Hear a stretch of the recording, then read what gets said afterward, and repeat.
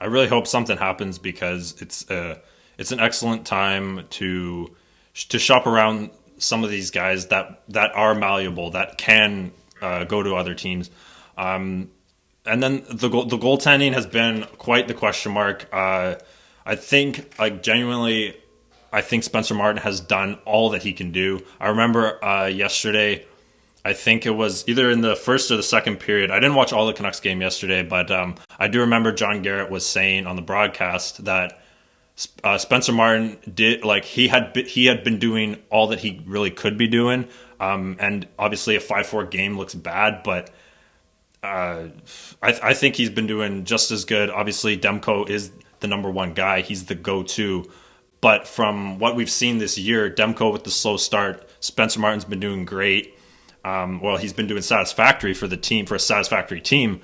I think Demko is an all-star goalie, and I think that he should be in here for the long run. Do you think that goaltending and obviously, like you mentioned, defense has been a huge problem with the Canucks, and coughing up these multiple goal leads all the time? What about on the back end on defense and goaltending? What do you think about where the Canucks are right now? Well, certainly on the defensive side of things, they need a big revamp. I mean, they have one of the highest paid blue lines in the NHL, but one of the worst overall blue lines in the NHL outside of Hughes. So that it's highly inefficient, right? Yes. And that equation has to change significantly, and it's problematic, right? Because Tyler Myers, as you mentioned, maybe you can trade him in the offseason, more likely, where the $5 million bonus gets paid out. He has a $1 million salary for the rest of the season. So if you can retain half the salary, and all he's getting paid by another team is $500K in actual cash, but $3 million on the cap, maybe that's a bit easier to move. Maybe somebody gives you a draft pick of some sort, not a first rounder, of course, but some sort of a draft pick maybe, and you can get out from that. That might be the best solution for Tyler Myers, and we'll ultimately see if that even comes to pass.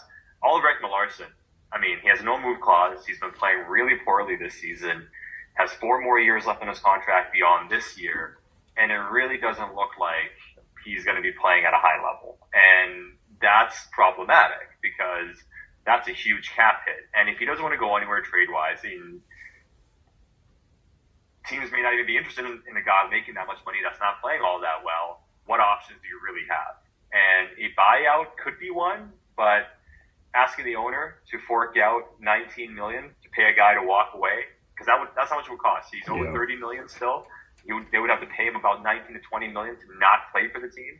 I'm not sure the owner would be willing to do that. So you're kind of limited on the back end. And Tucker Pullman, of course, he's on LTIR, and we'll see when he can play again with the issues he's had.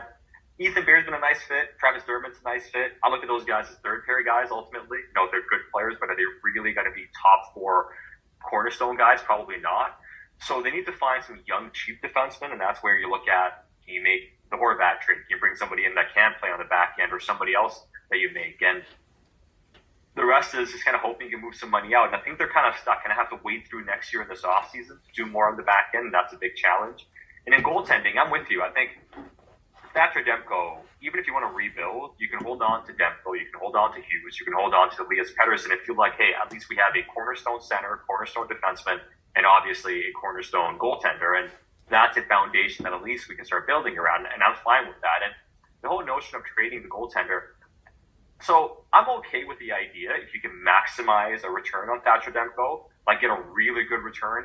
And I'll talk about that in a second. But like if you get everything you're looking for, like a mega deal, you might consider it because you have one of the best, if not the best goalie coach in the world, Ian Clark. So if you have a good goalie coach and you've done a good job as an organization, drafting goalies, developing goalies, identifying goalies, so you can feel like, okay, if we're getting a huge return on Demko, we can rely on our goalie department and Ian Clark, and they'll find the next goalie or at least get the most out of the goalie position, and we're comfortable with that. And I'm totally fine with that logic. The flaw in that is goalie trade values are typically low. So for Thatcher Demko, what is a team truly willing to offer you? You get a first-round pick, but are you getting a top 10 pick? Are you getting a top-end prospect? And generally speaking, goalies don't go for that. We've seen the Corey Schneider trade. It was a 9th overall pick. The Vancouver Canucks got, which they ended up getting Bo Horvat for, so that worked out. That seems to be the peak of the value, and the questions are Thatcher Demko being injured off 1 year of playing really well. the team really feel like he's a guy worth that type of a price? And I ultimately wonder, because goalie market and their prices are depressed, that you're probably not getting the value you want for Demko. And if you're not getting the value you want for Demko, there's more value holding on to one of the best young net miners in the NHL. Yeah, absolutely. I like that kind of lens that we're looking through. Like it's just probably better to keep Demko because it's hard to trade goalies, like you said. And I think overall in Vancouver, it's been an up and down kind of response. I'm trying to think of like my friends that have gone to Canucks games and like what the vibe is like in the city. But yeah, honestly, like these are interesting times for sure for the Canucks.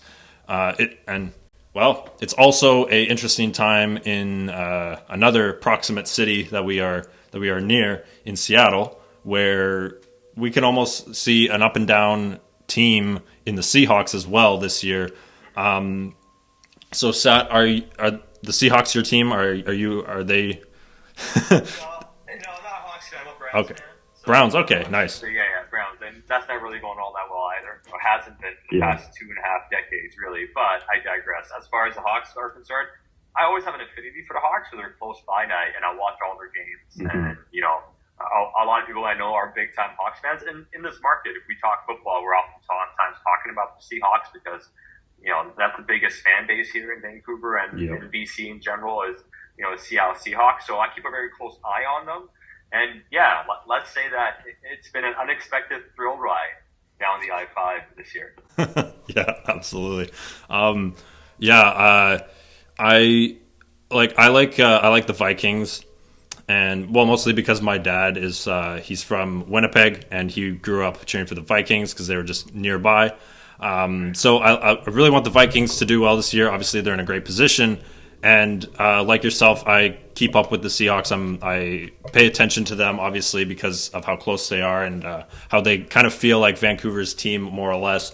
I genuinely want them to do well. Like I really want them to win every single game that I'm watching them. Obviously, I come across most of the games are televised, obviously. But yeah, it's been a fun year for the Seahawks. 8-player trade for Russell Wilson in the offseason. So if we could talk a little bit about the Seahawks here as it's wildcard weekend approaching on Saturday. So just coming back to the beginning of the year, expectations were very low for the Seahawks. What was kind of your first few takes on Geno Smith being the starter over Drew Lock, which is a starting quarterback? That's a huge decision to make. What was your initial reaction? Well, I mean, just like Geno's been outlining, I wrote him off just like pretty much everybody else did, most people did. And not necessarily writing him off to say he's going to have a disaster season, but I just didn't envision the Seahawks to be a playoff team with Geno Smith at quarterback. And there were times last year when Geno Smith came in and the offense actually looked more functional with Geno than it did with Russell. That's how much Russell Wilson struggled last year with the Seahawks and just wasn't meshing with the team anymore. So there was something there that made you somewhat intrigued. But I'd be lying if I said I expected it to look good. I thought Geno would be okay, but I thought the Seahawks maybe win 5 games, 6 games or something this season. They're competitive in the division a bit or whatever, but not really going to be making a true push for the postseason. And Geno Smith completely blew expectations out of the water with how he played. But yeah, I'd be lying if I said I expected anything like what we saw from Geno Smith this season. Yeah, definitely. Older gentleman in his early 30s. I'm not sure that the Seahawks expected this to go that well when they decided to get rid of their franchise quarterback. So the Browns decide to go and buy. They decide to sign Deshaun Watson to a hefty deal, a lot of it guaranteed, huge deal for him. And the Seahawks are in a position where they have a really good quarterback right now, but for how much longer? It's a very intriguing draft class of quarterbacks this year. What do you think? The Browns decided to hold off on that and go and buy a quarterback instead of wait for the draft to kind of improve. So this year, do you see the Seahawks going all in when there's such a good draft class for QBs right now? Yeah, so because they get Broncos pick, which is the 5th overall pick, and they have their own pick, which we'll see ultimately where it ends up depending on how they do in the postseason. But looks to be somewhere in the 20s most likely at this stage, right? Hey, if they lose, if things break, maybe it's 19th or something along those lines. But it's a bit of a later pick. Does that give you enough to move up to get one of the top 2 or 3 QBs? I don't know. Maybe you need to do more. And with that being the case, I think the Seahawks this year probably trade down for number 5, get more assets like they normally do. They'll make their selection with their own pick as well, and they'll give Geno Smith probably it won't be as big a contract as what Deshaun Watson got because his track record is so much smaller, but Geno legitimately had a good season, right? 17 games, sure, it's a bit longer, but he threw for more passing yards than any Seahawks quarterback, including Russell Wilson. Crazy. In Seahawks history. 30 touchdown passes, 11 interceptions. Yeah.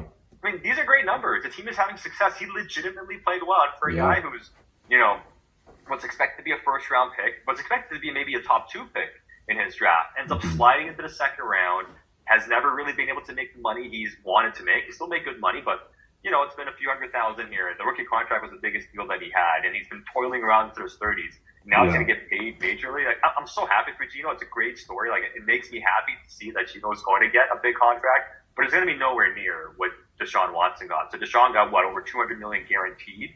I think what you're going to get here is probably a 3 to 4 year deal. I'd say the average annual salary would be somewhere around 20-some million, maybe close to 30, depending on how they structure it. But the guarantees would be built in a way that they can get out of the contract in a year or two. So if Geno was a 1 year wonder and next year it doesn't go the way you want, I think they'll want to be in a situation where there are commitments that can be out from the contract pretty quickly, and then look at next year and say, okay, we have our own pick. We saw one more pick coming from Denver. Maybe this is the year that we draft a quarterback. But with the way Geno's played, with the one then making the postseason, having 2 draft picks, and you have a quarterback who's going to be signing probably a team-friendly. It's a big contract, but like you said, Matt, you're looking at guys making $40 to $50 million now in the NFL as quarterback. Yeah. So if your quarterback's making half of that and he's playing at a pretty good level, that's a pretty good price. And I think Geno fits in with that. And it's probably one of those situations where he ends up signing a contract that gives him a lot of money, but not quite the type of money that you would expect for big-time starting quarterbacks. Yeah, absolutely.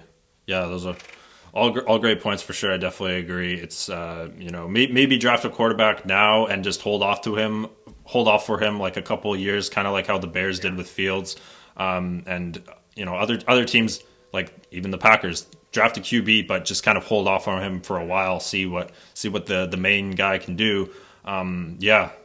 Excellent. I know you got to run, Sat, so I just wanted to let you know I'm very, very grateful that you were able to put some time aside. And thanks so much for doing this with me. Hey, no worries, man. Anytime, man. It's a pleasure. Glad to see you doing your thing. And if you need me again, I'll be glad to jump on. Yeah, excellent. All right. Thanks, Sat.